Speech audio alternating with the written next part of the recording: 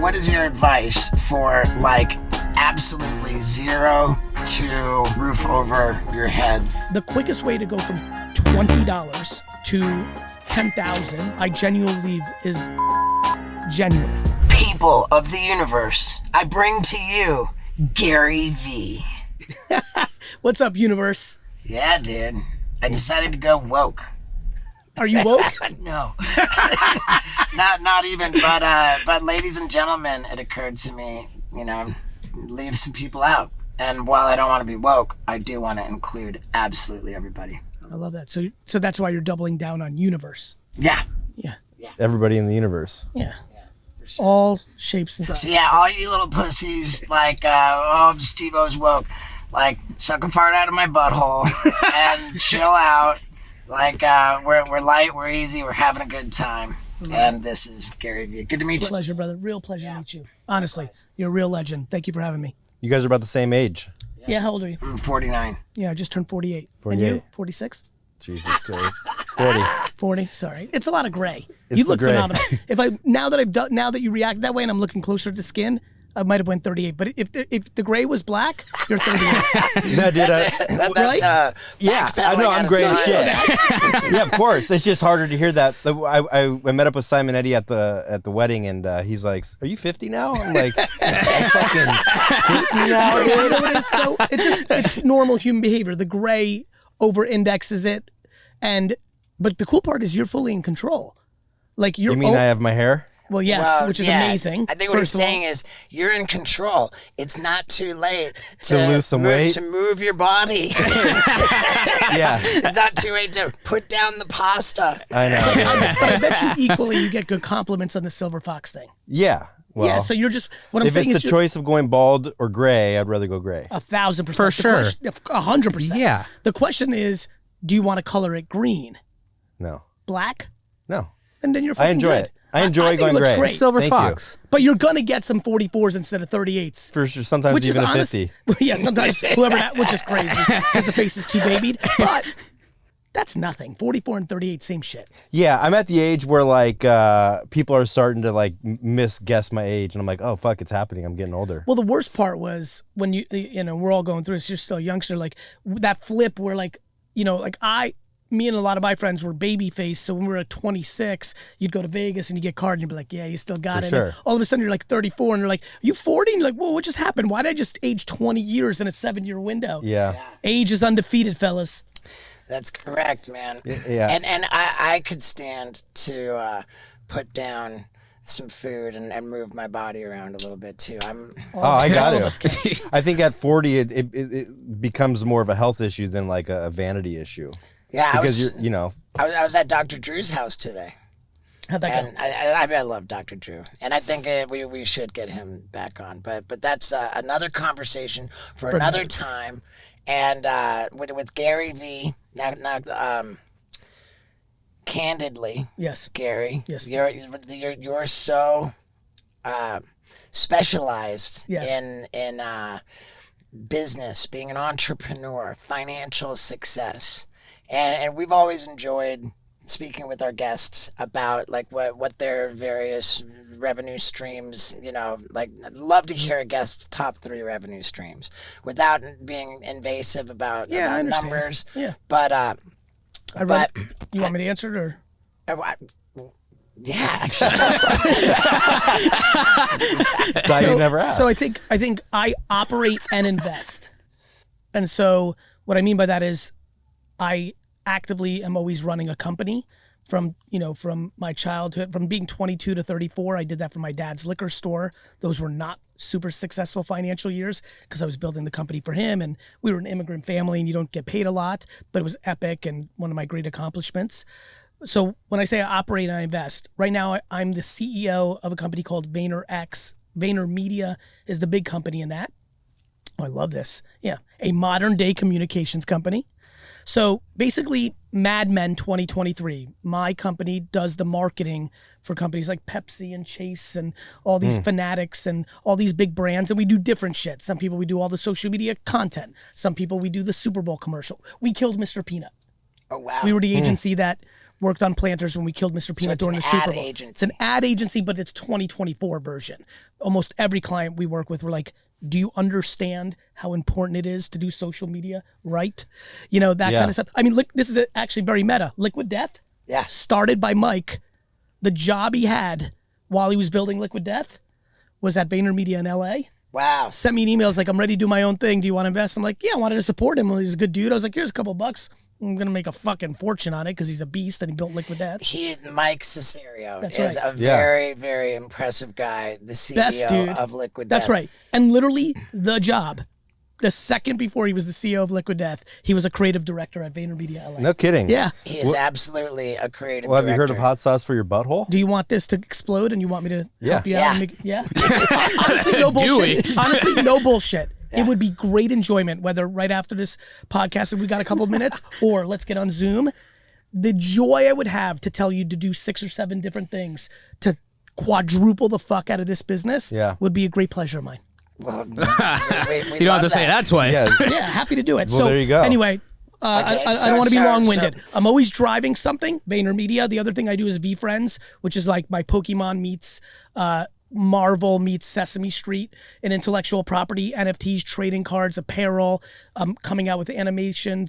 Here you can see it. So VFriends is really exciting for me. You guys are quite creative, so you can imagine how exciting this is for me. Like literally as a baseball card, collectible comic book kid, I can't believe I actually have, like I can go on eBay right now and go to completed. Actually, you guys are doing this here. If you go on eBay and go to completed items, like it's crazy to me. If you type in VFriends Now, here. I saw you make a ahead. post about your VFriends, and you said that you were going to make it as big as Pokemon. That's right. And that might let me clarify. Like, and even sometimes I need to do a better job. For sure. For the next 50 years, I'd like to make it as. Yep, keep scrolling. You're good. Whoever this is, beast. There it is. Completed and sold. Hit them both. There you go. Look, this is fun. Like, I just gotta say, as someone who like has been on eBay since 1998 and just loves garage selling and finding shit and buying shit and pop culture is why I fuck with you heavy. Yeah. Like looking at this like blows my. I fucking drew these things 3 years ago and now it's like a full-fledged real thing. Okay, we're looking at trading cards Yep. at the moment. Yep. Trading cards that sold on eBay. Yes. Which is distinctly different from NFTs. You know what's funny?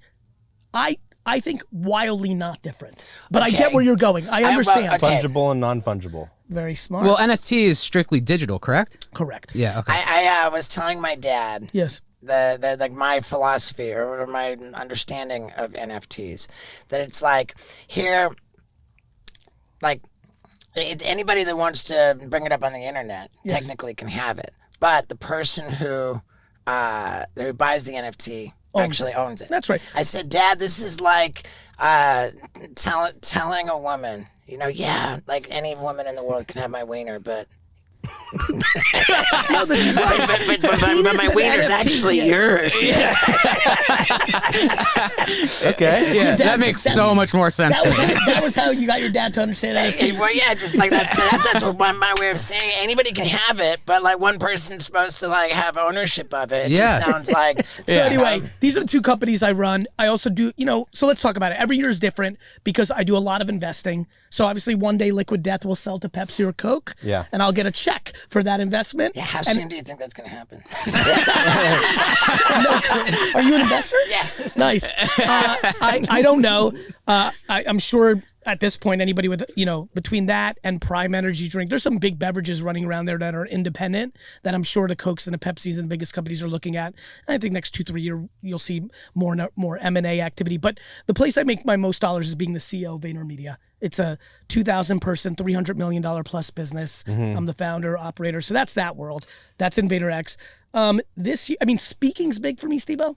Okay, good. Yeah, I'm a pretty substantial public speaker, and like my fee is pretty bananas. And when we're getting close enough to the end of the year, that may be the second biggest place of my revenue. So you book your speaking engagements, which would be considered a personal appearance. That's right. Through an agent. So I was with CA for a long time, and then 5 years ago I started my own speaking bureau, Vayner Speakers. Oh wow! So if you're looking to make, I can make you some money on the sauce. I can make you some money on the speaking. There you go. Yeah, you have a story This to is tell. turning out to be a really good. I'm fascinated with your. You said you have a very big speaking fee. Yes. But that wasn't always the case. No. Does that come with a self-worth thing, or like? No, supply and demand of it's a great question. Do I think people, whether they're doing stand-up comedy, whether they're doing anything, cutting hair, you can cut it for $12, you can cut it for $50. Like, sure, there's that game of, do you know what you're asking for? But the market is the market. Like, when I first started at 34 years old, really speaking, well, I had pretty good confidence. I'm like, I really think I'm good. But the market hadn't said that I was worth what I'm worth now. Okay. So I think it's just supply and demand. Speaking's funny and personal appearance is funny. For the human, and you've been through this, and for people who go through it or think about it, it seems crazy that you could be compensated so well for a short period of time. But in reality, there's something happening on the back end. So I could be like, oh my God, I'm getting fucking flown to Madrid and I'm going to speak for an hour. And I can't believe the economics I'm making. It's not like the world is puffy, ideological, yay. The organizers of that event in Spain are making money on the fact that I'm there. Sure. So it's very much supply and demand. Self-worth's a good question. Do I believe a lot of people listening right now, mowing lawns, cutting hair, public speaking, super famous, not known at all, doing a service business? Do I think most people don't know how to ask for a little more money the next time to keep upping their fee? Yes, I do. Yeah. And I'm glad you asked that question. When I go do a podcast like this, I'm like, okay, this is fucking an epic show with icons. I'm going to come on. We're going to talk about our subject matter. But like, if I can leave and like 3 to 7 people hear one little tidbit and all whatever the fuck we chop up at, and it becomes a good thing for them. Like the thought that somebody right now actually that does something is like, yeah, fuck.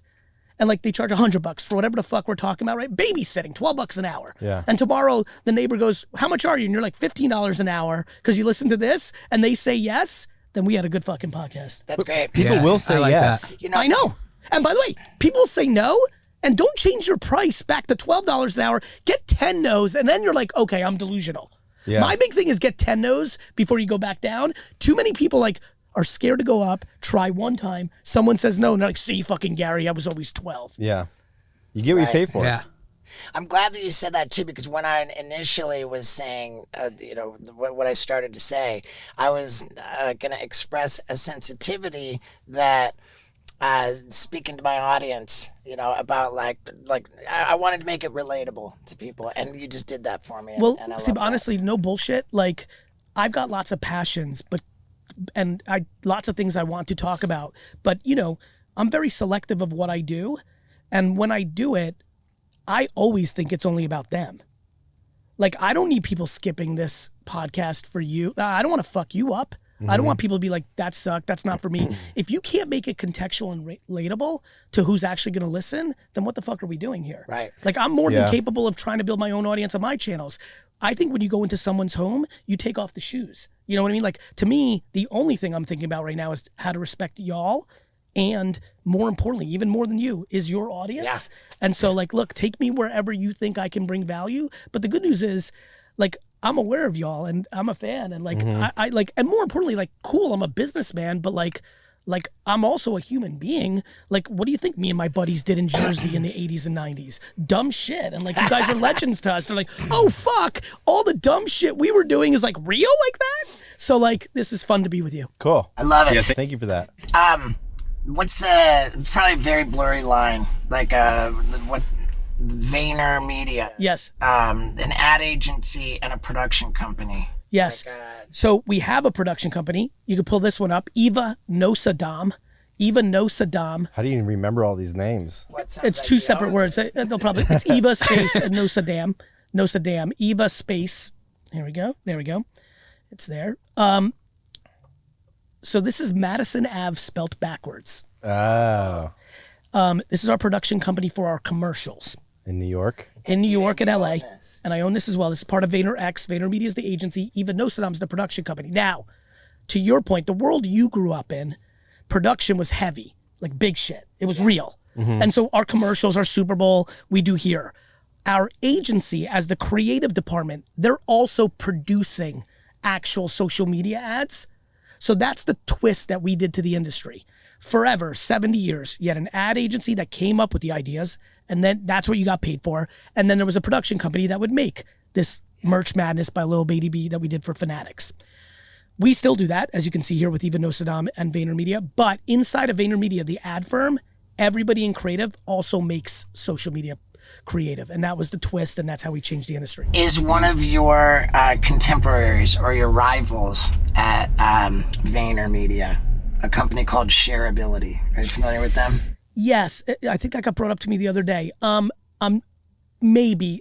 One thing I don't do, it's either my strength or my weakness. I'm almost oblivious to competition. Good. Blue ocean strategy.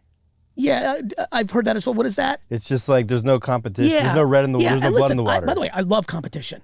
Like if you guys were like, let's thumb wrestle, I'd get like super serious right now. yeah, but you're the mindset there's like enough for everybody and it's abundant. And by the way, if somebody's like wins something, you're absolutely. I don't think that they took it out of me. By the way, that includes like we're in a pitch right now for we're not, but I'm going to use it because I love them. If we're in a pitch for New Balance, and we're against Droga 5 and Shareability and Wyden and Kennedy, and it's 4 of us, and we lose, I'm aware that one of those 3 people won. Mm-hmm. But that's the micro. In the macro, I'm going to get mine. For sure. We're good enough. And honestly, weirdly, I even like when other people, first of all, I kind of weirdly like losing. Like, I'm like, there's a level of like leaning into your own humility and like you should never always win and the merit and trying to figure out how to get better at it. But yeah, blue ocean, for me, it's always abundance, for sure. It's like nobody's stopping me but myself. If I spend a minute trying to figure out what everybody else is doing, that's a minute I'm not figuring out the consumer. And I don't have time for that nonsense. Okay, so let's take some. That being said, in your world, Vayner Watt, Vayner, VaynerWatt.com. This one I'm excited about. This is a new company for me, about a year old now. And this is maybe some way we jam together in the future. So we started a production company. Good. And so this is a production company, not for television. Commercials. That's right. Scripted, non-scripted. The guy that left there, Eric Wattenberg, it was at CA for 20 years. Then he did Wheelhouse for the last 5 or 6 years. And we've teamed up and we're just now pitching our shows. That's pretty fun. I like it. For somebody who doesn't know what they want to do, who isn't even necessarily employed, yes, having financial difficulty, yes, like what is your take on that? Well, what is your advice for like absolutely zero to roof over your head? It's the reason I started making garage sale videos. So you can pull up Trash Talk GaryVee. I think you can see I'm getting addicted with this. It's pretty fucking awesome. I might need to live like this. So, this lady was amazing. Anyway, this is my advice. So I started getting those emails, and I was like, you know what? So for the people listening, I have a good back to different audience across the room. I know a good amount may not know who I am. I was born in the Soviet Union. I was born in the USSR. Belarus. Thank you, my man. So I came here when I was 3. We lived in a studio apartment the size of this fucking van with like 5, 6 family members, like real humble beginnings. Mm-hmm. And so, I didn't grow up with much. And, in my teenage years, I started going to garage sales and then going to the flea market and flipping shit. I was always into like collectibles. That's why the V-Friends thing is fun and all that. And then when my brother's 11 years younger than me, when my brother was like 13, I could tell my mom was trying to make him a lawyer. I'm like, no. Like, AJ, come with me. We're going to go garage sailing. And now this new thing, eBay, we're going to sell it on this thing. Mm-hmm. And so. How old were you? I was 22 at that time, or 23 at that time when I was teaching my brother. That's when eBay had just come out a few years earlier. And I watched my brother go from 0 to like $10,000 in cash in a summer because we would buy video games for 50 cents and sell them for $20 on eBay, or a shirt, or anything nostalgic, pop culture, things like that. So my advice is, first of all, I'm going to go macro and micro. In the micro, right now in America, and obviously it's in some other parts of the world, but garage selling is bigger here. In America, the quickest way to go from $20 to your name to $10,000, which creates some sort of breathing room of some sorts, I genuinely believe is thrift stores and garage sales. Genuinely. Mm-hmm. Because it's a place where you can buy things for a quarter, 50 cents, and $1 and get 20. You can't do that in many other places. Yeah, but I feel like the garage, for sure, you're right. Okay. But if you're starting out at a thrift store on Melrose, no different. Fucking way. That's bougie thrift store. Yeah. I'm talking Goodwill. Like, you can go to the Goodwill. It's very interesting.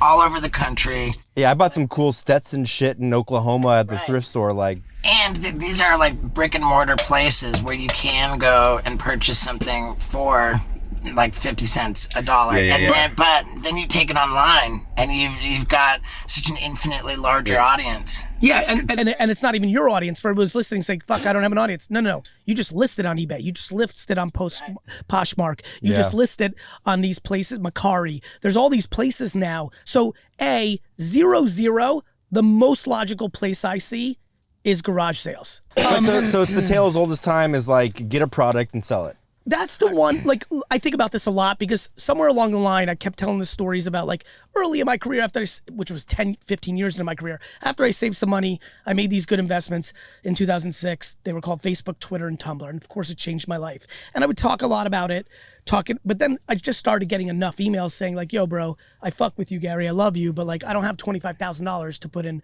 some sort of startup. So what do I do?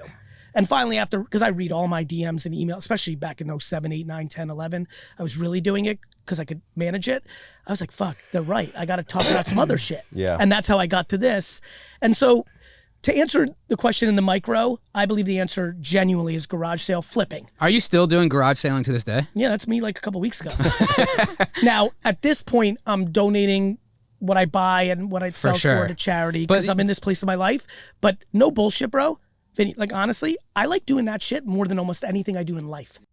Okay, so this is great, and the problem with most people is they're not motivated. Yeah, that's right. And like I had a product in 2006 that I was selling in retail. I invented this thing and I sold it, and go ahead, man. Don't do that. Tell them what it is. So I invented a workout towel, with a Velcro pocket, so you can keep all your shit in there while you go to the gym.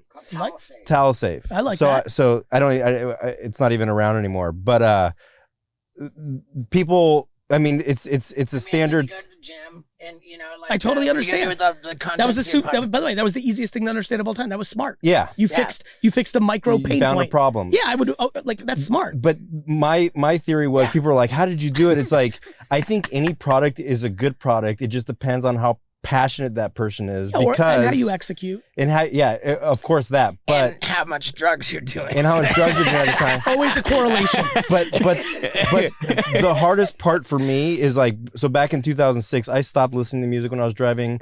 I listened to motivational books to keep myself that hungry and happy. Now you're talking about why GaryVee exists, right? Like, so I was going to answer it in the macro, and I love you for going to where this is all about people being comfortable in their own skin. Not everybody, to your point. Let me tell you something about me. I'm motivated when we're talking about business. I'm motivated when we're talking about kindness or like people skills. I'm not motivated when you're talking about filling out a form.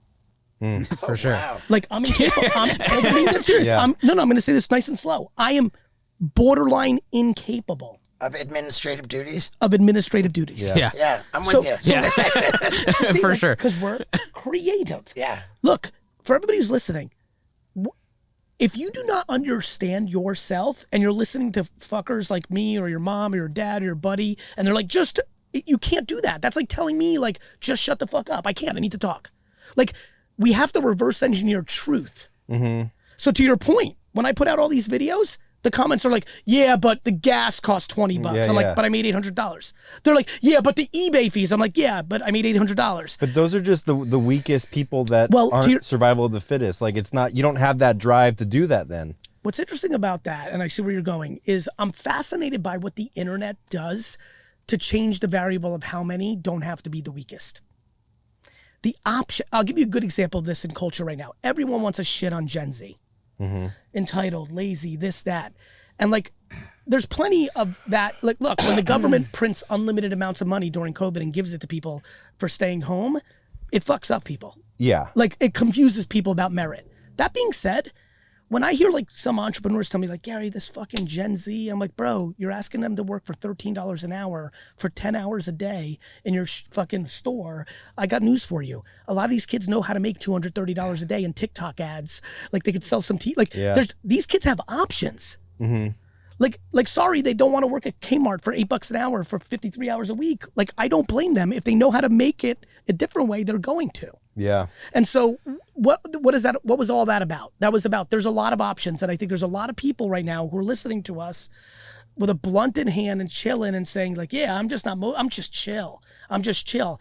My argument is, Yeah, but there's some shit you give a fuck about. Something. Music, something. Yeah. And by the way, this is so fucking meta. You and your crew, that wasn't monetizable 20 years earlier. It's true. It's very true. You guys became famous and rich doing shit that you couldn't become famous and rich for 20 years earlier than when you did it. And they had to get somebody to say yes.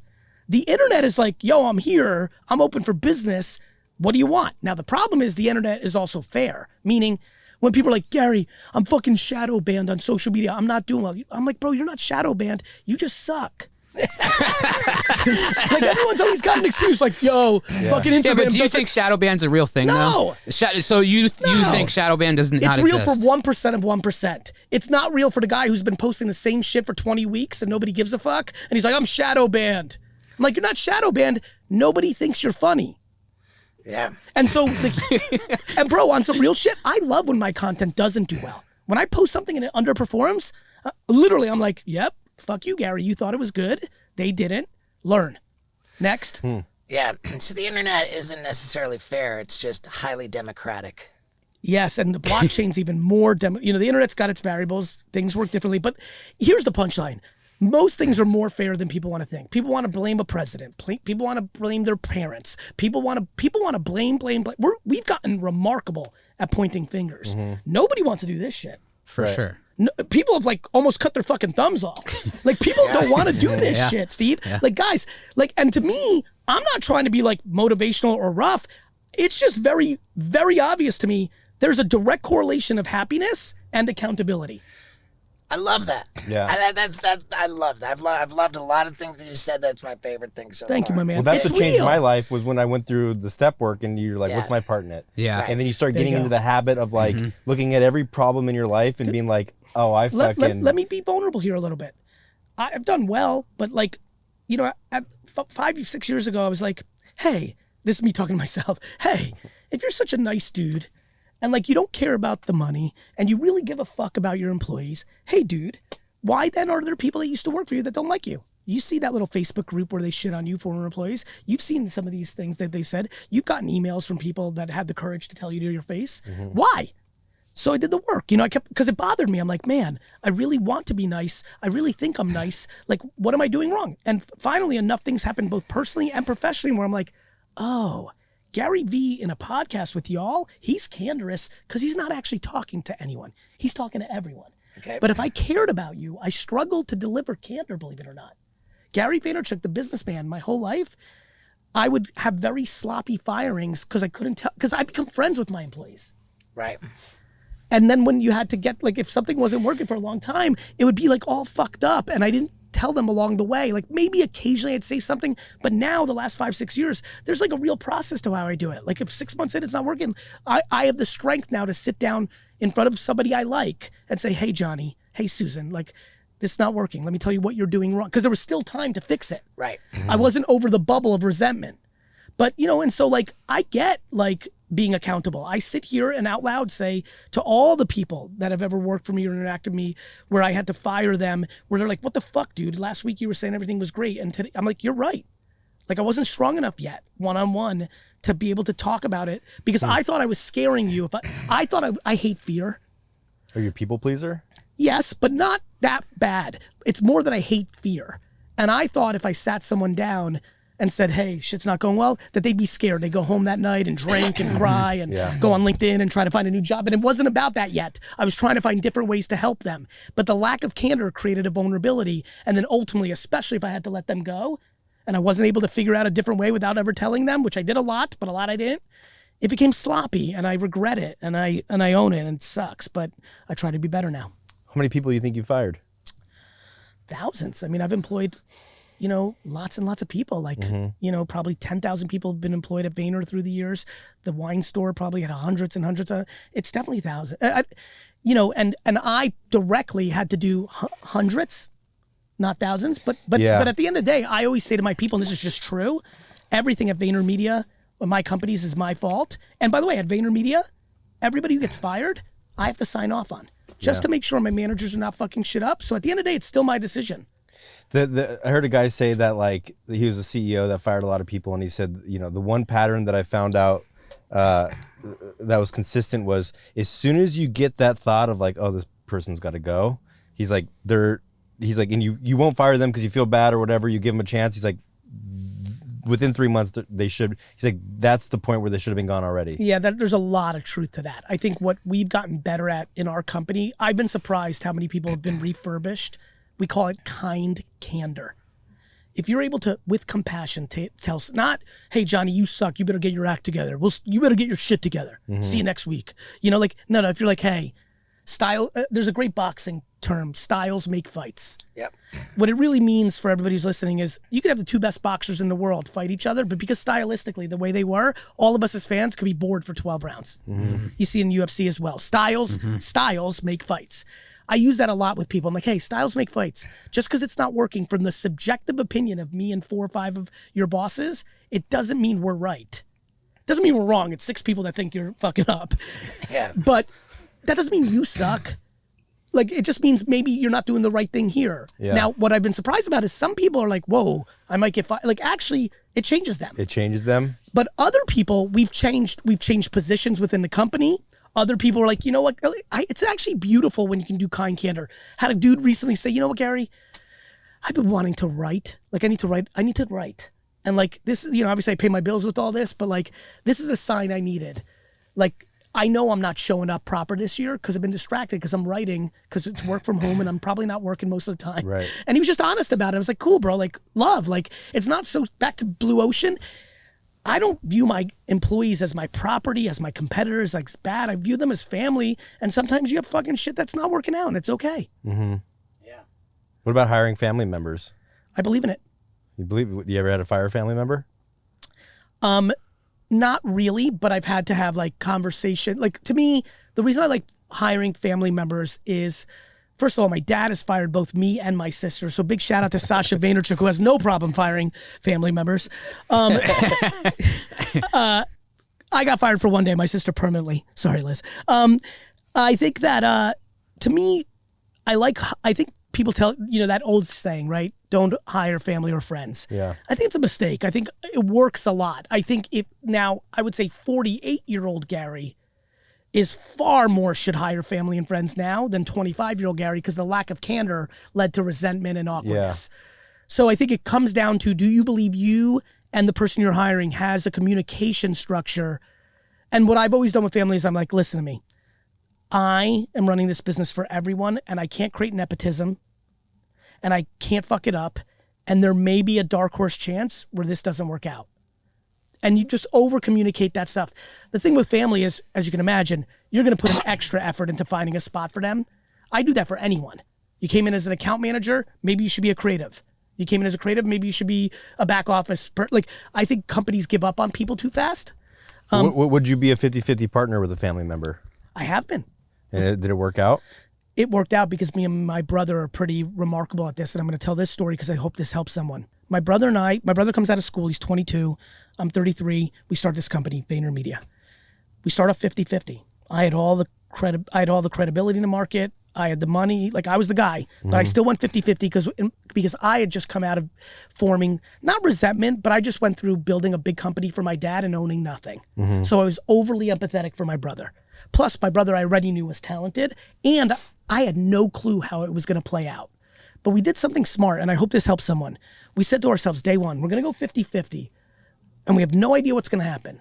But whatever happens, we trust each other enough that we'll adjust in the future to try to make it as good as we can. As good as we can or as fair as we can.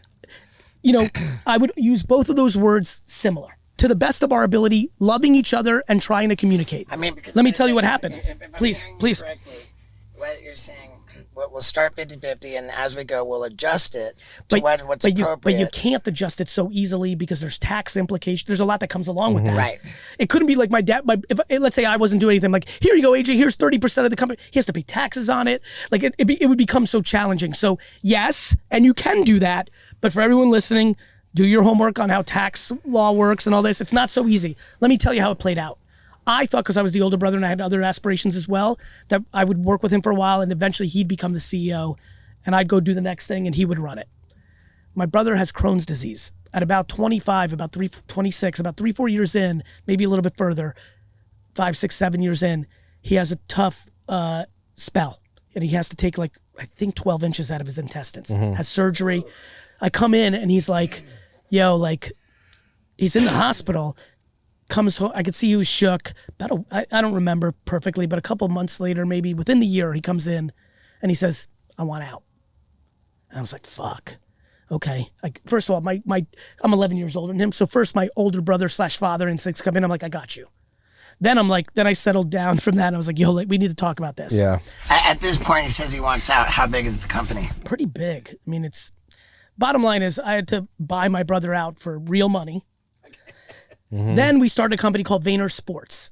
But you have to hear the most important part of this story. Yes, I have to buy him out. And yes, I was a big impact on how much we were doing overall. And were we 50-50? We were not. And I feel comfortable if AJ sat here, he would say Gary did more and was a bigger impact. But then we started VaynerSports. And to my brother's credit, Jeez. he's working 100% on this. I'm impacting it and recruiting and different things like this. But this is what we're doing.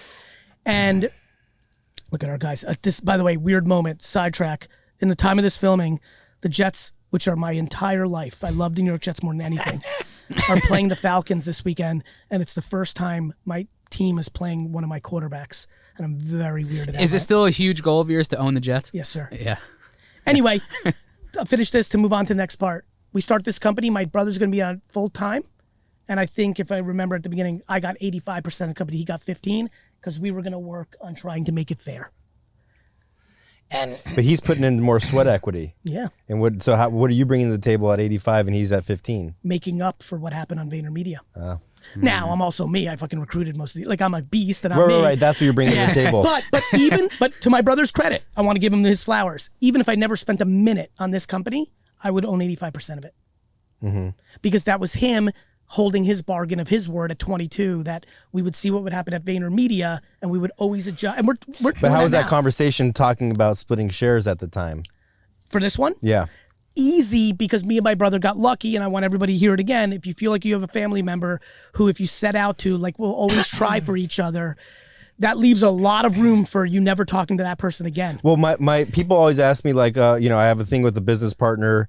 And what I say is, like, if somebody asks me if they want to go into business with a friend or whatever, I say, if you're going to do that because you have to, make sure your operating agreement is so explicit that everything, there's a step for anything that can fuck up. Because, like, what do you do if, he goes on drugs? You got to assume the absolute worst and address By the way, it. you two just crushed the shit out of that last 30 That's why seconds. you're not the bad guy. Both are unbelievably right. And so we don't live in fantasy land.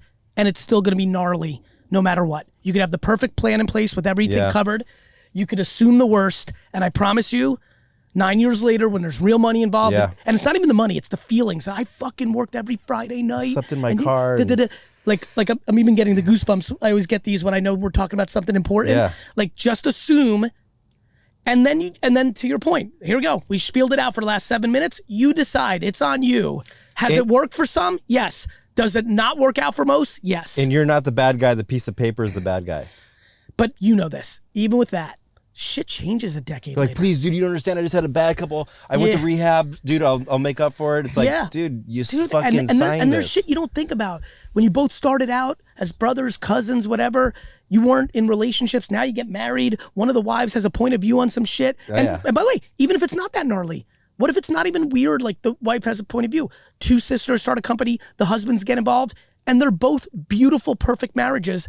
And it's all good feelings, but one of the sides of the marriages just want a different level of work-life balance with their two kids than the other side and have different goals and ambitions. It's all good, but what do you do? Now you're 50-50, and one person's saying, I want to work 9 to 5, 4 days a week, because I want to be with my kids, and the other side's like, whoa, we're about to explode. I want to double down. Now what? Yeah. Now, do you have do you have a shotgun clause and you can buy out the original? Like, this is shit. It's complicated, but let me say this as someone who's spent his whole life working with his father and his brother. It's the fucking best when it's right. Yeah, but okay, so here's the question. No, go ahead. I want to say, can you be clear to the audience members or whoever you're speaking to, like, don't do a handshake deal. Always put it in writing, right? If you do a handshake deal, which I've done those things too, it will almost always end up with anxiety at the end. Almost always. Yeah. So yes, I think you're giving people very good advice. If you make a very detailed contract, you always have something protecting the relationship. The paper, the contract can take some of the energy. What's interesting, I'm saying this, me and Steve have handshake deals. Yeah. But I'm just saying, like, if you're going to be like, because you guys have confidence in each other. But this is a different, like no, but notice we understand each other very well. No, but I'm going to say it again. You just sat here and said you understand each other differently. I just sat here and said me and my brother understand each other. This is what I'm saying. There's no one size fits all. Are there a billion relationships that got totally fucked because of business? For sure. Yes. Are there tens of thousands that work beautifully because they understand each other? Yes. You just have to be accountable what you are walking into and have your eyes wide open. Yeah. Fair enough. Yeah. Okay, so the question that's burning on the tip of my tongue is who surfaced the number 85 and 15? So on the Because record, it's it's good news. It's somewhere in that range. By the way, it might have been 80-20. I don't recall. This is 7-8 years old. Who surfaced it? I believe it went down. I'm not remembering because obviously it went so well and easy. It's not something I remember so vividly. I believe my brother said, hey, of course we're going to whack this up in a different way based on what's been going on with VaynerMedia because that's what we talked about. And I think if it happened right this second, here's what would have happened. And I think this is how it went down. And I would have said, cool. Why don't you come to me with what works for you? And then that's what I remember happening. Here's my what my gut tells me. Please. When you're negotiating with somebody and you need to arrive at a split, it's always gonna be better for you to tell the person to suggest what they're thinking. And less about the number landing. For me, I've learned, even when we did Vayner Sports, which was 7 or 8 years ago, I've learned that money isn't my driver because I'm capable of making it and because I like the game more than the trophies.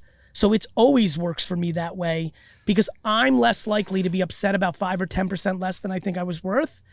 But I don't want the other person to feel that way because they may get fucked up because for a lot of people, they don't have the same mindset as I do.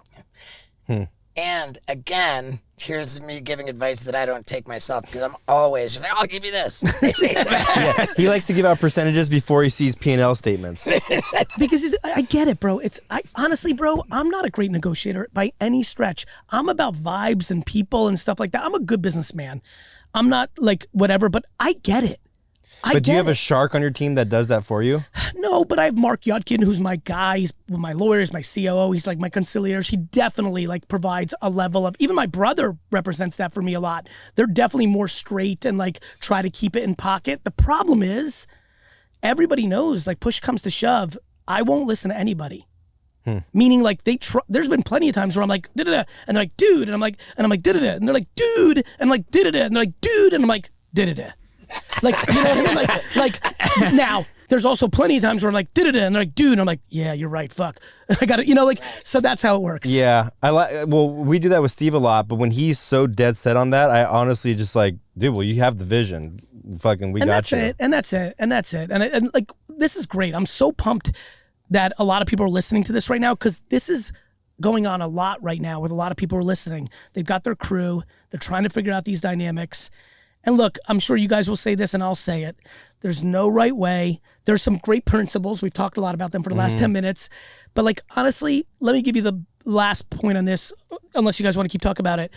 Just try like fucking hell to remember you love the other person. Like your boy, your parent. Like if my dad was here and you asked him, why did you and Gary work out even though there was potential for it not to work out, family businesses are hard. And he would say, because we just loved each other just a little bit more than our feelings towards every issue. And that was right. We loved each other just a couple percentage points more than what was pissing us the fuck off. First one to love wins. 100%. Love you for that. That's absolutely right. Yeah. And when you're 90, none of this shit's going to fucking matter. When the person that you're mad at right now is on their deathbed, right? It's real, man. Like, could you imagine if somebody calls somebody right now that they haven't talked to for 7 years because of a bad business breakup, like a brother or sister-in-law or mom, and reconcile their relationship? How cool is that we did that? Sure. Yeah. Steve was like, I don't give a fuck. I think that's great, but I'm just very, very fixated on something that you just said. That none of this is gonna matter when you're 90 years old. Go ahead. And then for me, and I know this is important to Scott as well, that come when you're 90 and it doesn't matter, but then you die. In your life review, you experience all of the feelings that you cause other people in every circumstance. Have you ever heard of that? Like we're big into these YouTube videos that like near-death experiences. Where people recount their experiences having died and come back to life, and they type in life review, Isaac. And what do they say? So they go through when they die, they go through the tunnel, they meet their guide or whatever. Yeah. And this is right here that near-death experiencers undergo a life review in which the meaning of their life is presented to them, but also how their life affected other people, as well as an awareness of the thoughts and feelings of those people. You experience your whole life as honestly, the people. I have literally my whole life up into this nanosecond wanted to live forever. I'm so looking forward to going through that. It'd be interesting. When I tell you, when I die and go through it and they review all the shit that you just showed me, I'm going to be smiling like a motherfucker. I have so much more goodwill towards random human beings in general, than anybody I've ever met. And I say this because it's an outlandish statement. As a compliment to my parents, predominantly my mother, what did I do? They made me. I am stunned on a daily basis how lucky I am of how nice I feel towards every human of all shapes, sizes, and angles, especially in the world we live in now where everyone's just trying to, at all costs, around anything. We ran out of shit to be mad at each other for: religion, race, gender. Now we're on generations. Mm-hmm. Now we're teaching humans, okay, hey, everyone, if you're in Gen Z, you have to hate boomers, and hey, millennials, you have to hate, like, I'm like watching all this shit, and I'm like, motherfucker. So anyway, seeing this for the first time, I'm pretty fired up. I'm looking forward to it. I'm going to grab some popcorn, have God show me my shit, I think I'm going to crush it. You once said something that really struck a chord with me was, I want to be remembered for giving more than what I took.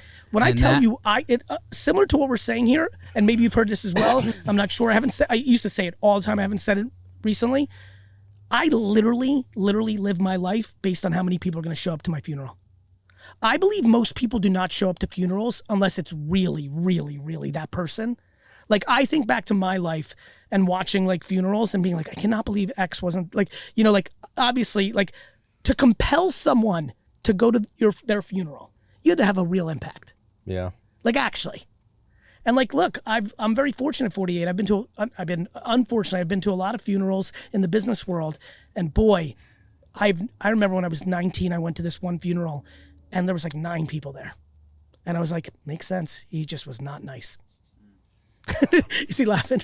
Like, it was like, honestly though, it was very real to me. I was like, this guy was profoundly successful in the business, the liquor business that I was a part of, but he was just genuinely not kind.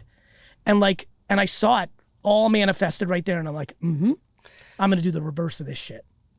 Yeah. And and I was such a motherfucker. I'm like, and I'm going to build a much bigger business. With this life review thing, it's the saying is, you see your life flash before your eyes. Yes. Everybody's heard that. Yes. And it's like all of these people who have had near-death experiences are describing the same thing. And what's crazy about it, like, to make you even more excited and maybe the rest of us less excited, is that the construct of time is something that like only really applies in this physical realm. But like on the other side, the way they describe it, it's just like there's not.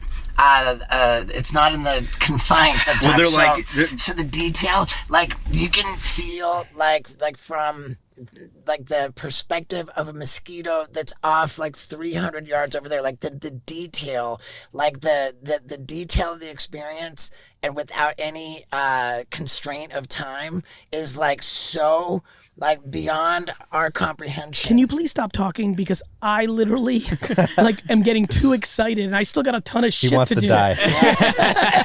Right, and I feel very strongly that I've done more good than bad. But man, do I have a lot of crap to go through. Can I say something that I think you'll enjoy? I think you're going to enjoy this, because I think about this as well, and now you just said it and triggered something. I am so excited to give you these flowers that I'm about to give you. We're all living life. You're a public figure. I'm in the business world, moving and shaking.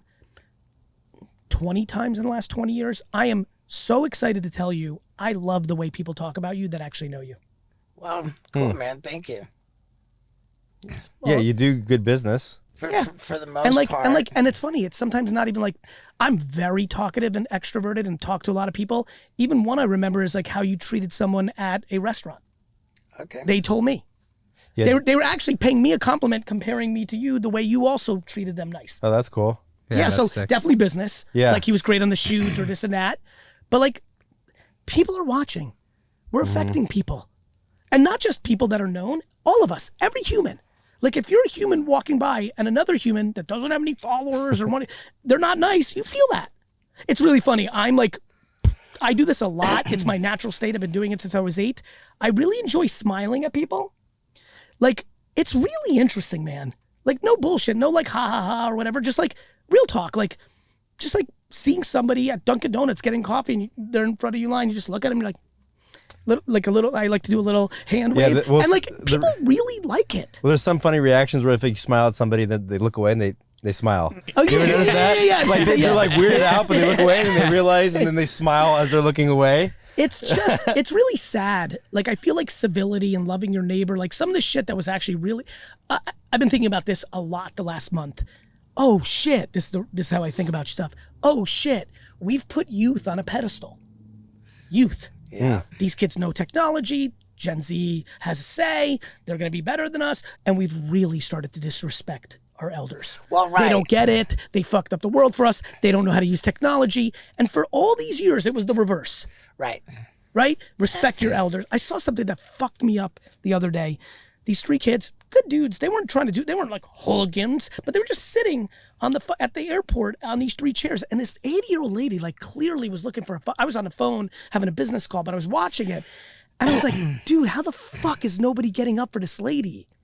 And like, that would have never happened in 1954. Every fucking person would have got up. Yeah. I've done that. The other thing, too, is that old people serve as a reminder of our mortality. And we don't want to think about our mortality. I think there's some validity to that. Yeah. I just think we underestimate wisdom. Sure. I just think we do. Okay, how about this? Please. The idea of having children, Yes. you know, back in the beginning of the country and To work on the farm older and- times, yeah, We needed them, workers. You needed Yes. workers, and you wanted to have more children so that when you're in your like end of your life, you would have these children to care for you. It was you were That's right. setting yourself up with caregivers. That's right. And somewhere along the line, I'm gonna guess it was somewhere between the Boomers and the Gen Xers. Yep. That shifted to where children were no longer future caregivers. Children became really expensive pets. and that's all it is. As a kid, is like you have children now. You've got really expensive pets. Yes. That you have to take care of fully into their adulthood. Like I saw a statistic. In 1940, like over 90% of every kid would be more successful Than their parents. Yep. Then in 1980, that became a 50-50 coin flip. 1980, it became a 50-50 coin flip. Wow. So what is it now? What percentage do you think of Gen Zers have? 15. I think it's a general area. Ooh, Yep. we're gonna find out what more success, do better than their parents. You know, wait, Gen Z most likely to say they're doing better than their parents. Okay, that doesn't tell us anything. Well, yeah, where were? Did you have a stat in mind that you were gonna say? I don't know. I only know. All I saw was 1940. Well, But I think what you're saying is like because most Gen Zers are like, dude, I can't even afford a fucking house now.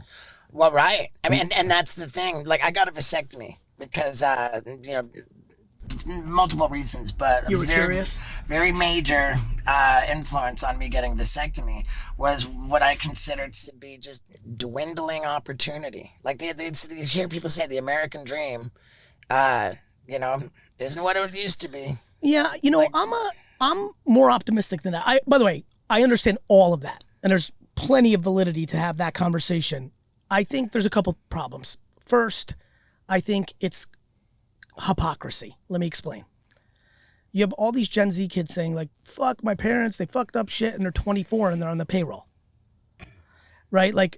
So first, it's really hard to say, well, I can't do it, or this sucks, and you're not changing the narrative for yourself, meaning our lack of patience of eating shit for a period of time to get to where we want to get to is gone. Gone.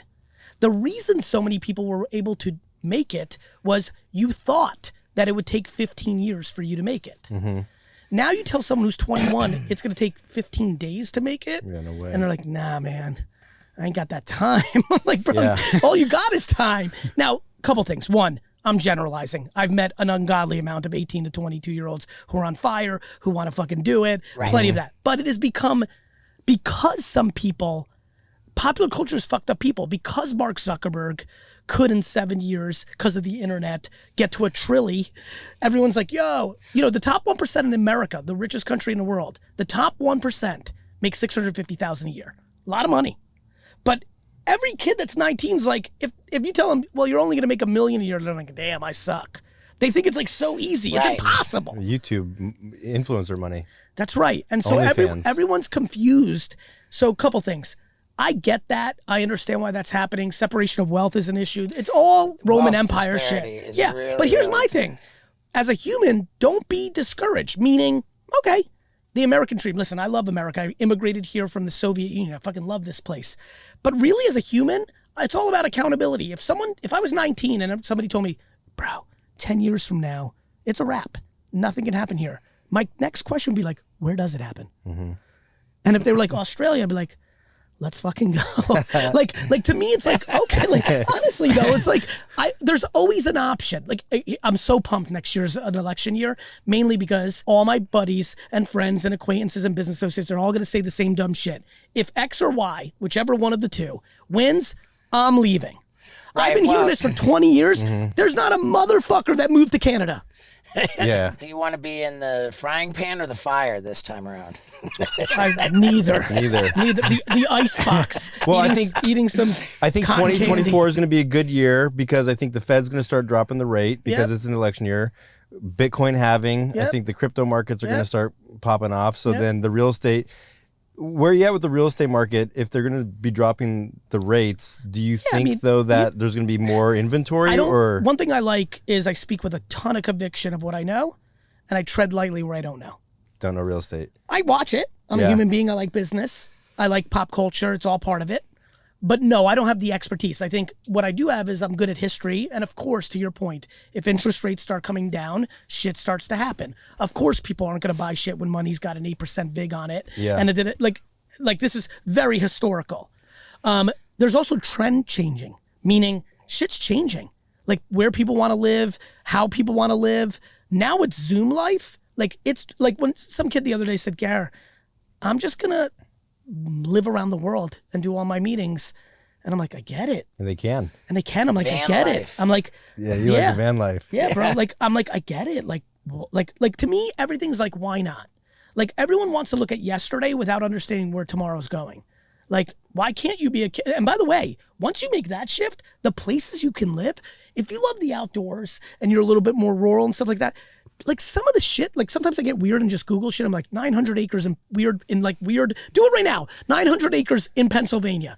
Like watch this, right? You ever do this? It's Zillow porn. Yeah, it's like just click anything. Like I don't know, there you go. The first one, I don't give a fuck. Pay the fucking ad fee. Land.com. Like some of this shit, play, figure it out. I believe you. You've been very good at navigating this. He's a Gen Zer. Look at this. This shit's crazy to me. Here we go. 845 acres. Look at this.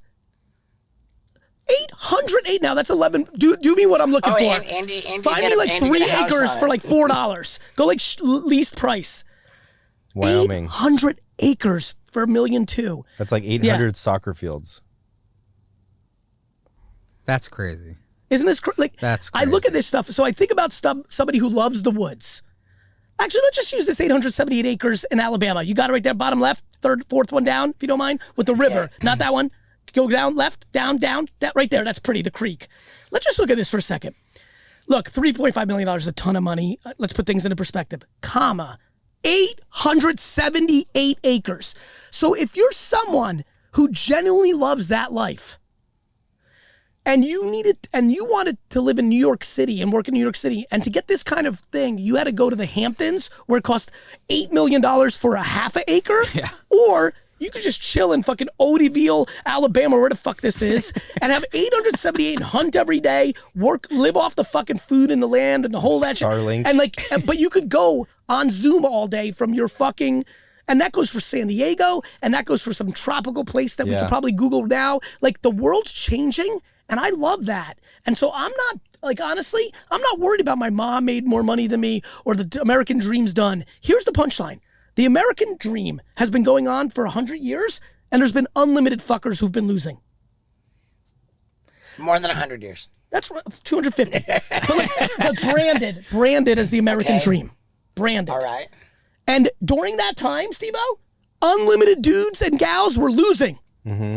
The American dream was opportunity. Now it's going away. There will be unlimited opportunity for people in America and everywhere else. The question becomes, what are you going to do about it? Because I promise you, if you stand all day and Google and go through your feed and completely believe that your generation can't have it as good as your parents' generation, well, then it's a wrap and it's already over. Yeah.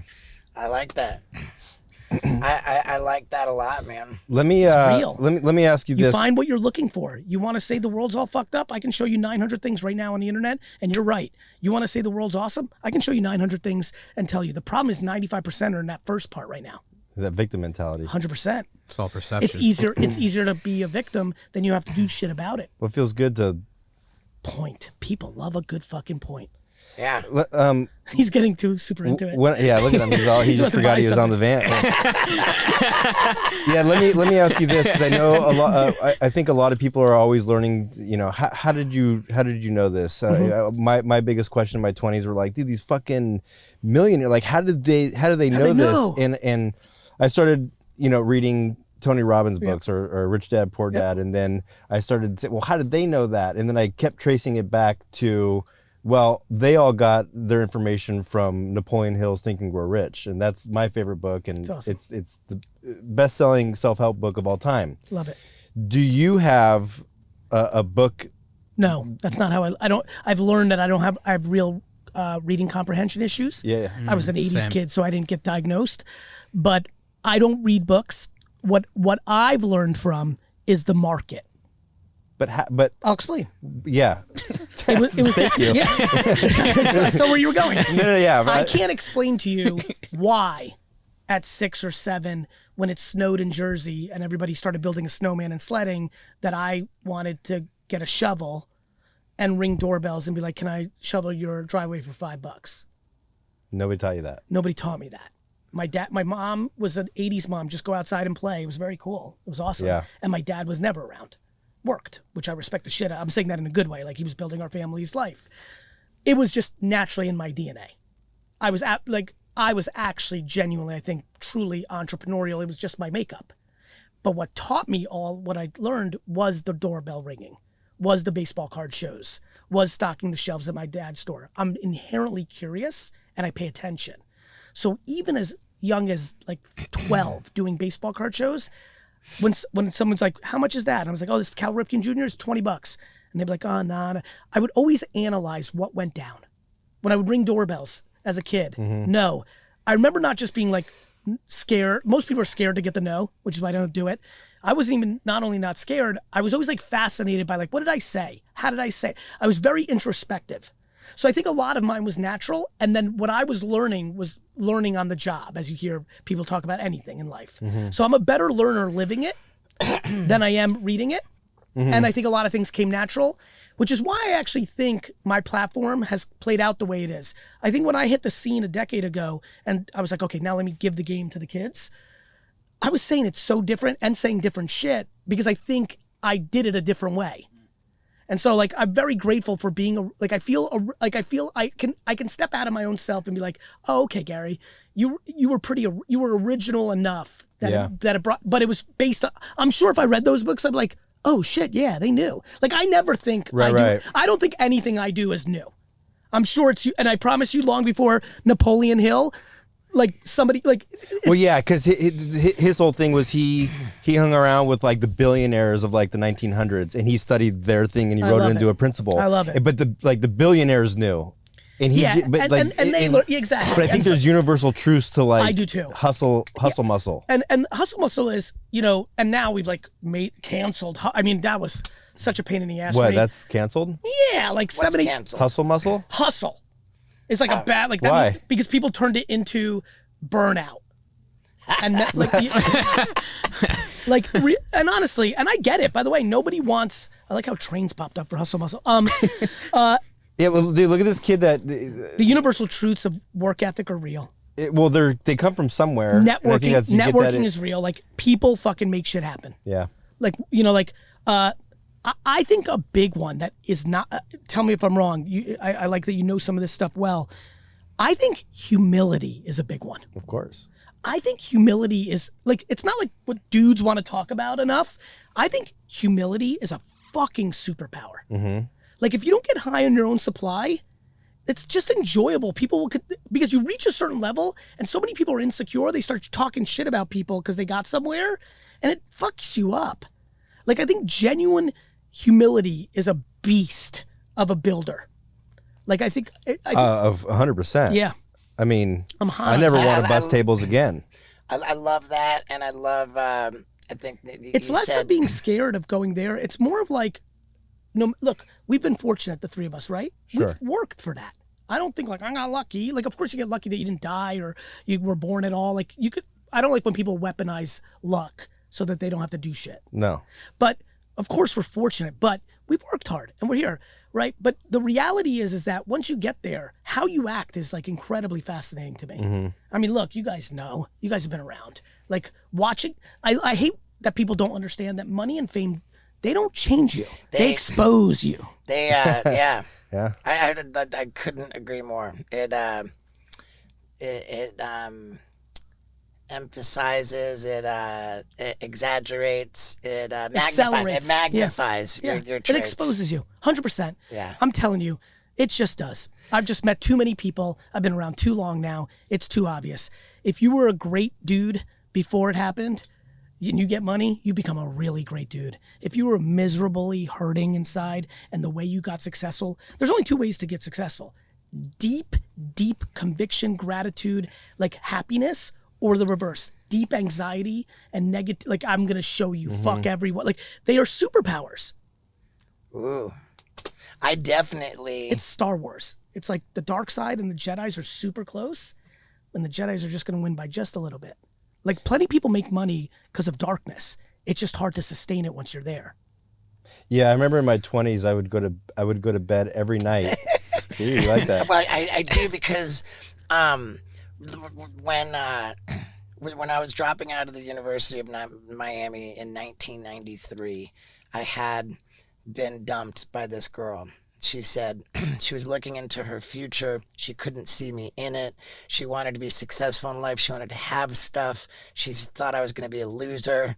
Like it really, really. I really understand where she was coming from. Well, there was no precedent for what I was trying to do. She's like you're talking about you're going to become a crazy famous stuntman with a video camera. Yeah. Like I don't get it. I really do. Like I mean it. This goes back to how the world works. But go ahead. I don't get it. Like I can't. Like. And were you in love? I mean, you had a big crush on her. She had been my girlfriend. And I mean, I don't know, like a weekend. Year. But a year. And that's a long time. A year. Whoa. Yeah, in that time of your life, the year is like everything. Yeah. I mean, a whole semester, and then we were apart for the summer. Like, don't downplay it, fans. He was super in love. You could see it. Yeah, you were heartbroken. It was his first love. Yeah, and was it your first and she love? was great in bed. Yeah. Right, and nothing. What's her name? Her name was Tracy, and there's What's nothing her last name? I'm kidding. There's nothing wrong. I'm not disparaging. No, Tracy was right. Tracy was right. She wanted better for herself, and she had to have a boundary. And I mean, I was blowing it. I wasn't going to class. I was drunk all the time. I failed out. I got kicked out. She couldn't have been more right.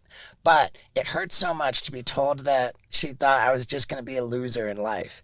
That like when I proceeded on with the video camera and trying to do the stunts, every year, Tracy received a VHS tape of how badass, like the filming that I did. Like each year, the tape that I mailed to Tracy got more and more This is- badass. this is- How long were you This- doing that for? What started in Last week. Yeah. It started when Such in the She's bucket sending list. her this tape. She just got the bucket list in the mail. GaryVee fan. it started like when she dumped me in 1993. I certainly was presenting footage to her like whenever I had the chance Well into in the person. 2000s. Like mailed a tape in 1996, 1997, by 1998, like there were actual like professional graphics baked in because I was showing up in like Yeah. and so like I just so genuinely it resonated with you when you're like fuck, and It's it was funny. just like, I'll show you. It's funny. Wow. When you told that story, like the way I would think about it, I don't have that same gear, but when I do think about trying to have that gear or like what would I do in that gear, I would have gone the other way. I think the more gangster version is nothing and just know you're going to get that outreach in 10 years. That outreach, The long game. That Right. long game. Like I've gotten some fun outreaches when I was starting to pop 10, 15 years ago and it was deliciously satisfying. Yeah. Yeah. Yeah, but it's okay to get like motivation Yeah, out yeah, of of spite, course it out of is. spite, and Look, like look, but I do think I will say this, brother, and I think it's fair, but I will say this because I really am fascinated by this subject matter.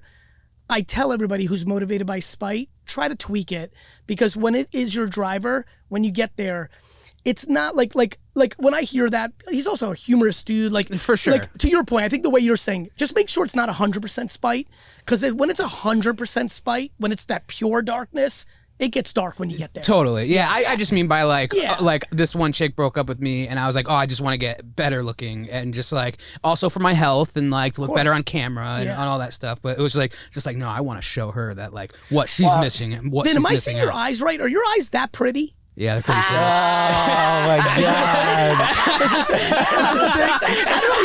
I was like listening to him talk, and I was like, man, he's got some pretty fucking eyes. Dude, Thank you, these Gary. chicks fall over head over heels. Dude, eyes and, are- and he's like, it's the eyes, dude. Bro, We're I'm like, telling yeah, you, right. guys, I'm telling you, it's eyes. I'm so blown away that people have not figured this out.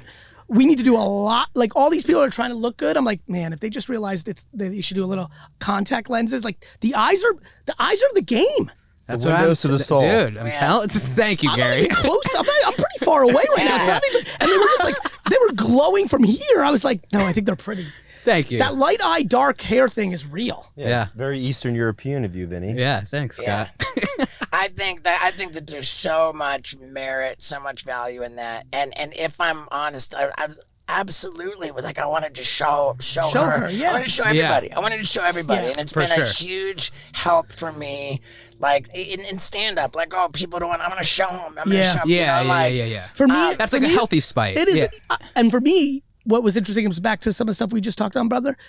I've been curious the whole time. To me, it's like, how big can I make this? It's been a very like almost like an curious engineer. I say in my head sometimes. I'm like, I like it because I really want to make my parents proud. That I've realized is a big one. That's a big driver for me. Making them proud, like real, like even now, like I can already start to like feel getting a little, like I love it. I'm so grateful. Thank God they got me. I was born literally in the least entrepreneurial place on earth. For all the kids that are listening, the USSR was like North Korea. You weren't allowed to leave. I was literally born in a country, a communist country, that you weren't allowed to leave. Like America passes some like weird, like California and New York pass like some subtle law, and they're like social. No, I grew up in real socialism. Yeah. Like, and so like I'm so grateful. So I know I'm driven that I want to make them proud, which is awesome. But I've become very curious on the merit, on the blue ocean thing. I'm a big thinker of like a big believer, not thinker, big believer of like to build the biggest building in town, there's two ways to do it. Either you just are capable of building it, or you spend your time tearing it down everybody else's buildings. And I watch people and they really like number two. They build a decent sized building and then they spend all their energy fucking tearing everybody else's down. And I'm just kind of on like, 40 stories, 50 stories, 70, like I sit here, just turned 48. Real talk, guys, real talk. I know we're just getting to know each other. I'm like, I'm just starting. Yeah, sure. Like, of course I know I've done shit, but like I've got juice for these next 30, 40. Like, and not like because I want, like, just because why wouldn't I want to play? you can't see yourself retiring No, I really can't. ever. No, and only because whatever I would do instead of building companies, is not as fun. The way someone loves golf or sailing or cooking, like I like what I'm doing right now more than those things. Yeah. I don't want to go water skiing. Like, fuck your golf clubs. like this is more fun. I'll go garage sailing. Yeah. But yeah, no, I don't want to not retire because I want to make more money or like whatever. Like It's just fun. It's just fun. Purebred anything, purebred comic, purebred mother, purebred teacher, guidance counselor, sailor, plumber, like purebred is purebred. I'm a purebred entrepreneur. There's nothing more fun to me than doing stuff in business. It's super fun. And it's not about the money. Like, it's just not. Yeah. I'm a purebred attention whore. I get it. Yeah. We're getting Steve into the affiliate marketing game. So I've been researching all that kind of shit. That's going to be an exciting next chapter. Make sure that the only thing in that game is make sure you believe in what you're selling. Sure. Yeah. That's the big one. That's where that gets fucked up. You got to really find it. Yeah. No, we've made a cool list of like things that he actually uses and stuff. So And by the way, you know what's going to be huge is finally, it looks like I've been waiting for this. It finally looks we're in a precipice in America of live shopping. So in China for the last decade, all the social networks, live shopping is a monster.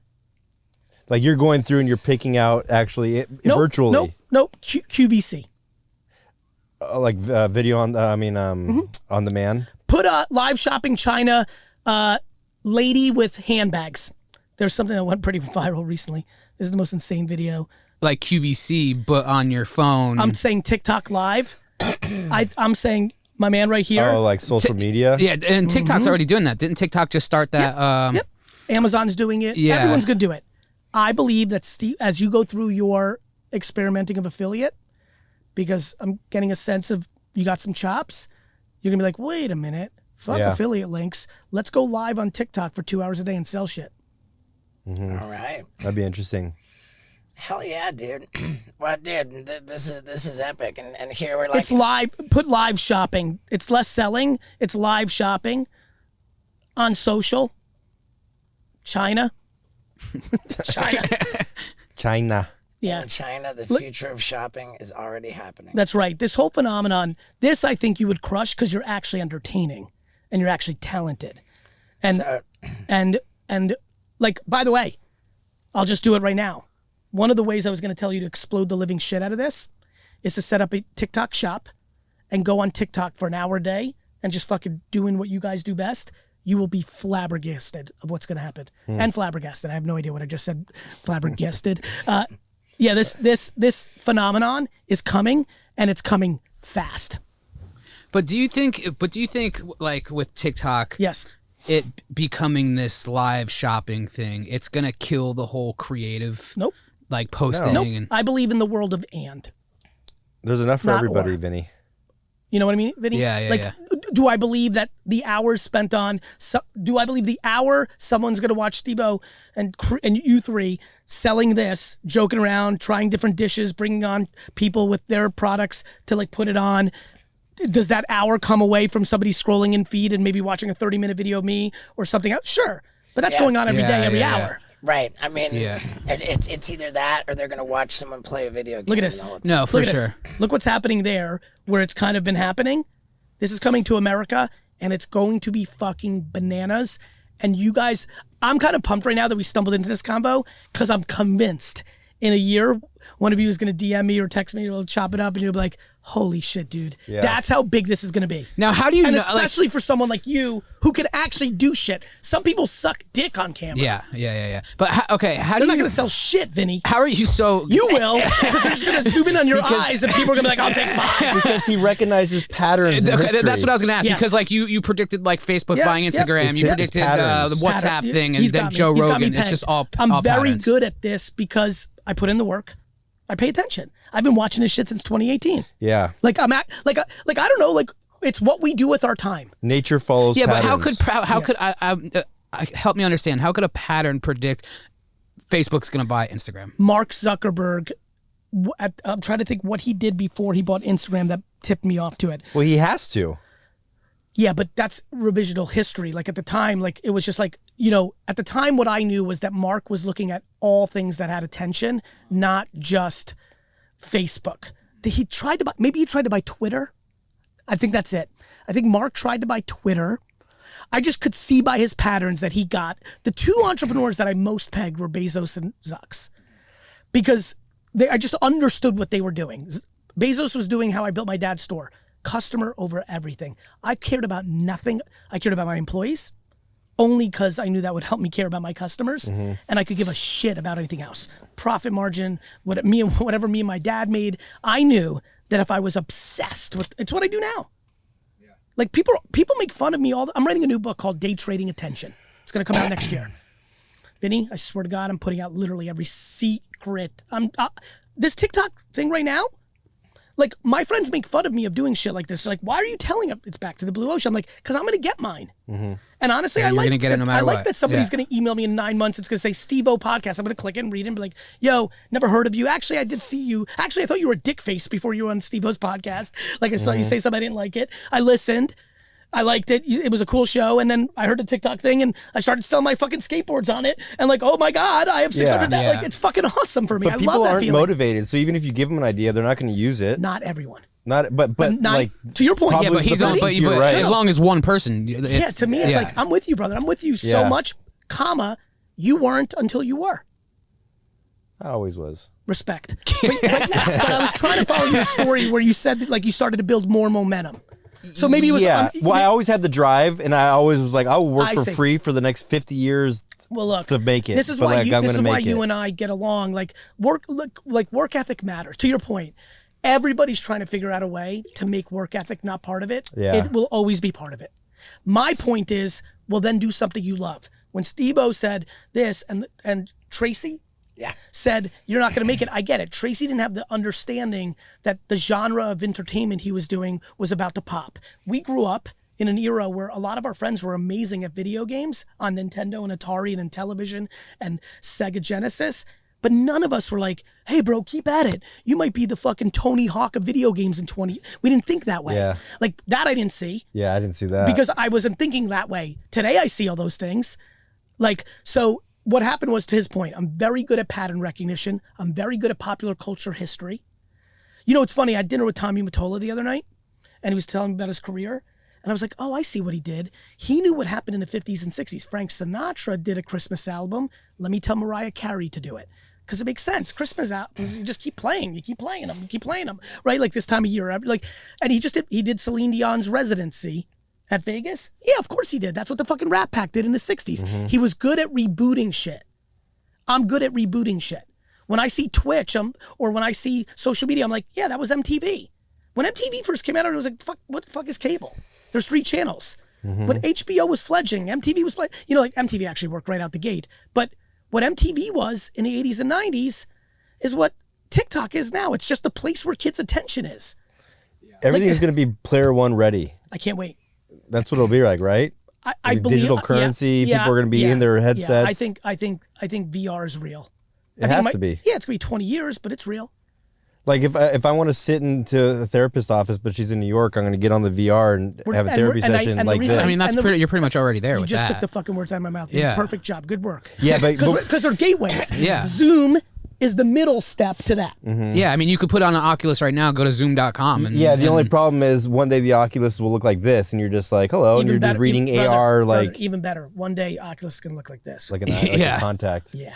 Like, I have you think- seen the movie Anon? I have not, but with Clive Owen. I know the punchline. I mean, you're walking down the street, and it's just like a digital profile. makes Everybody sense. walks by. It's AR is amazing. AR is fucking amazing. By the way, the new Ray-Ban Meta Facebook thing, Oh, where you could just hit the. dude, it's fucking yeah. fresh. The fact that they did that from 1 year to the next year, Yeah, it's and you just don't gonna need speed up. earpods, it's going to speed up. I love when people think that the moment they're living in is when technology stops. no, I'll go This for it. iPhone is going to look like a fucking beeper in 20 years. For sure. Yeah. Well, it's going to be once Neuralink takes off, if it does, like that's going to be a game changer. But it would be weird to implant a chip into your brain. I would do it. Would you? Let me tell you when I would do it. I would do it. I'm a second wave guy. I wouldn't be the first dude to do it Yeah. because I'm like, what's up with the cancer? But if you give me a few minutes of it and I understood, I'm definitely not going to be the holdout. Like I'm going to, like, why not? Yeah. Like, I don't know. Like, what do you Well, think? it's a chip in your brain. That's kind of weird concept. I get it, but like people put shit in their heart, and that was a weird concept to people That's true. 70 years ago. Yeah. When people were like, yo, we can fix, everyone was dying of heart attacks back in the day. And then they're like, we're going to cut you open and put a fucking thing on your heart. I would have been like, fuck you. Yeah, at Amazon, when you could pay with your palm at first, I was like, fuck that. I Now just I'm saw like, that for the fuck, I just first wanna time do it. yesterday. I'm just going Oh to be my like, God. bzzz. I want everyone to know everything. I want everything to be frictionless. Blockchain. I was like, of course, blockchain. Wait till deep fake videos come out. Do you understand that we just did a full-pledged interview?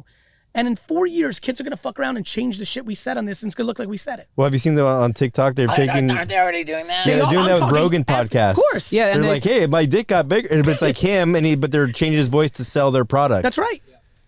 So what happened is the last 100 years, video has been, I would argue video has been the judge and jury of our society. If you see it on video, it happened. JFK did get assassinated. Like, video was the proof. We're about to go into the era of where you don't believe a single video. Over the next decade, all the sense. videos we're not going to see. And then people are going to understand why the blockchain matters. Because this episode, in 3 years, you're not going to post on YouTube first. You're going to post on your blockchain address first. Your IO. That's right, to show that this was real, and then go up. And then when I find it on the internet, I don't know if this doesn't exist yet from my knowledge base, they're going to connect those two things. The blockchain's about to get uncomfortably important. Cardano, baby. All the way like, to the wow. moon. Do you see what the blockchain does is nobody owns the service. Everyone's like America, China, Russia. Everyone's like Facebook, TikTok, all controlled. Now good news. There's something called the blockchain. Nobody controls the servers. That's the place of truth. And obviously the NFT craziness of 2 summers ago, that happened just like internet stocks in the first wave. People got crazy because this new thing, things get overvalued because greed and ridiculousness takes over. It gets corrected, and then you start to build. The aftermath of the 2000 stock crash of all the internet companies was 99% of the hucksters went away and went back to banking and being a lawyer. And the 1% that actually gave a fuck built the Amazons and the PayPals and the eBays and the shit that fucking actually mattered. Wait, here's the pattern of how I know blockchain is going to pop off is when you start seeing sign that says we are no longer a cash business. That's right. You're like, well, what is it? It's like, oh, well, they want you on your phone. Well, it's so funny. A buddy of mine was like really passionate, like a year and a half ago when this convo was hot. He's gonna get me at dinner, and he goes into I felt like he did a lot of homework. I was proud of him, like some good points. He goes, how could you trust it? Like, how do you know that's your cash? How can you trust it? You have to hold it. And I was like, what's in your pocket? And he's like, what? And he was, so I got his wallet out. I go, that's a credit card. How do you trust that? I'm like, do you understand this is the same conversation that happened in 1960 when people were talking about credit cards are coming and all these, could you imagine dudes in the 60s, all those characters with real money, like, fuck you, it's all cash. I don't want people knowing my shit. Cash. I mean, there's still people like that today. Of course, but today, like, I laugh when people are like, well, how do you know where your money is? I'm like, where's your money right now? Yeah. Where the fuck's your money right now? Losing 7% under your mattress a year. Crazy. Yeah. Fuck it, T-bills now? Like, it's crazy. Like, listen, all this shit's interesting. First of all, I just want to say, not that I'm wrapping it up, I still got time, but I'm enjoying I'm enjoying the shit out of this, but yeah, I got to pee like crazy. Yeah. And we crushed it. We've been doing it for a while. I know. We got an hour and a half. Oh, we fucking annihilated. Yeah. I think this is good. I think that's a lot to ask of the audience. If you went coast to coast, I fucking love you. Dude, I say that at the end of every episode. I say It's our street team. By the way, TikTok Live. I'm telling you right now. Okay. Here's why. First of all, I'm just going to add a little more value. Instagram Live, you go on. Instagram pings the people that follow you. They all come on. And then, as I'm sure you know, it decreases over time. Right? Because everyone comes, they get pinged, and they decrease. Makes sense? Like an email, like fine. They see what's going on. Oh, okay, I've seen Yeah, and they hang for as long as they can, and they got to bounce, but because you had a full flood, and then it declines. TikTok goes the other way. TikTok, the longer you're on, the more they're surfacing your live. Even non-followers too, right? Especially non-followers. Yeah.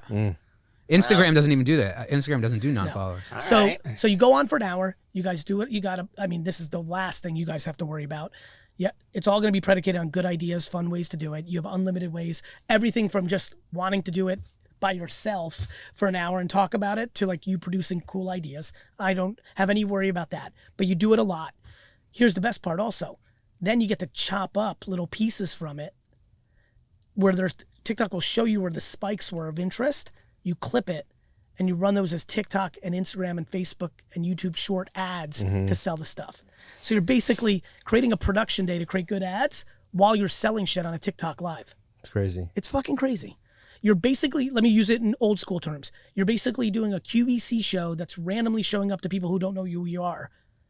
And for that, you get to see the data that shows you what commercials you should make for your product on all the other platforms. It's great. Wow. That's great. Are you still on the same tip as posting as much as you can all day, every day? Yeah, I think this like push-ups. If you do 30 push-ups, you get 30 push-up results. Yeah. You do 100 push-ups, you get 100. Now, what people don't hear when I say it, back to things I say that maybe I need to do a better job breaking down, which is why I'm writing this book. Or, For sure. Or I'm hoping people can hear what I'm saying. When I say post 30 times a day, I'm also saying post on 7 platforms. Yes. And I'm also saying tweak it slightly based on a platform. So, for example, I think y'all should post a lot more on LinkedIn. That doesn't seem native or natural. But meanwhile, LinkedIn is getting a ton of organic reach. And because most of it is business content, but people are in it all day long now, like Facebook, anything that's somewhat out of the ordinary does even better. And let's call a spade a spade. A lot of people on LinkedIn are in their 40s and 50s who are like real fans of you. It's like a good demo for you. Wow. So like, so all of a sudden, LinkedIn. think about 30 now. 30 posts a day. All of a sudden, if you're just posting on Instagram and YouTube, that's like 30 a day. That's fucked up. But when you're posting on, are you guys posting on Snapchat Spotlight? There you go. I know. Trust me, I know. I'm watching everything. Snapchat's got unbelievable reach if you know what you're doing. YouTube Shorts versus just YouTube. LinkedIn is Now, a if you beast. say when you know what you're doing, like, are there different strategies for, Of course. like, different from Social media Snapchat? content strategy is the hardest marketing craft in the world. YouTube Shorts is where it's at. VaynerMedia. Yeah, but that's super expensive and for big companies. That's why I'm trying to put out as much. That's why every 5 or 10, I wrote a book about 10 years ago called Jab, Jab, Jab, Right Hook. And to this day, I get 10 emails a day, like head of marketing this, marketing that, entrepreneur, like that book. And I went like a huge rally of it a couple months ago, just randomly, just hearing from a lot of people of how much that book changed their life. And I was like, man, how are, and then even new people, like I just read it, it's so great. I'm like, fuck, man, it's so outdated. So I started writing a new book called Jab, Jab, Jab, Left Hook. Oh, great. But then when I went through it, I realized this is much more complex. So it's been renamed to day trading attention, because that's what I do. I day trade attention. I'm giving you platform strategy right now, but I'm also paying attention to everything that's happening in pop culture. Why are people wearing corduroy hats?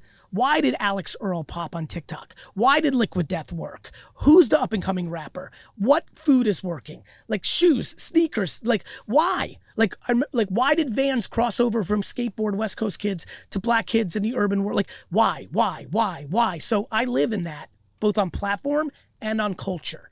Once you understand those things, you can dominate. Okay. Wow. All right, let's love that. dominate. Yeah. I love it, dude. Thank you, man. Thank you for having me. Hell yeah. Yeah, dude, that Thank you was so much. that was rad.